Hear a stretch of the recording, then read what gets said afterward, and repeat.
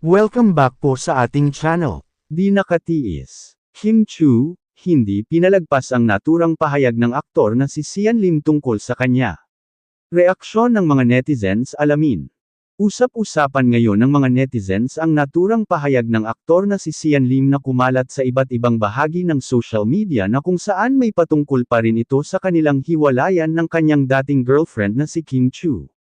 Dahil sa kanyang pahayag hindi ito pinalagpas ng mga aktres na si Kim at maging ng mga netizens patulan ang naturang aktor kung kaya naman samot-saring opinyon at reaksyon ang natanggap nito mula sa kanila. Ayon nga sa aktres na si Kim Chu paulit-ulit ka na lang, hindi ka pa rin makamove on sa lahat ng nangyari okay na lahat tapos na tayo pero kung kailan naman okay na ako saka ka naman gumaganyan, sana respetuhin na lang sana natin yung mga desisyon natin dahil maayos naman tayong naghiwalay aniya pa.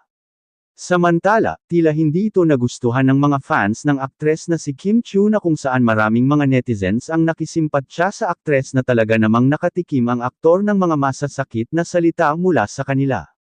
Tila masyadong ang maingay itong si Sian Lim hindi pa rin makamove on sa lahat ng nangyari sa kanila ni Kim kung hindi naman siguro siya nagloko hindi naman mauuwi sa hiwalayan ng lahat kung kaya naman hanggang ngayon parang kasalanan ni Kim Chu na minahal siya ng sobra sa loob ng mahigit 12 taon.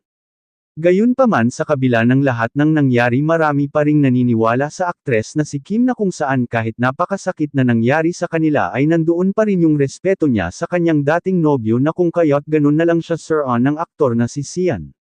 Subalit hanggang doon na lang naman ang kayang gawin ng aktor na si Sian dahil mula noon alam naman ng lahat na hindi kayang panagutan ng buo ang kanyang dating girlfriend na talaga namang lalong ikinainis ng mga fans ng aktres na kung kaya't halos lahat ng kanilang mga fans sa ngayon ay kumampi sa aktres na si Kim Chu at hindi sa kanya.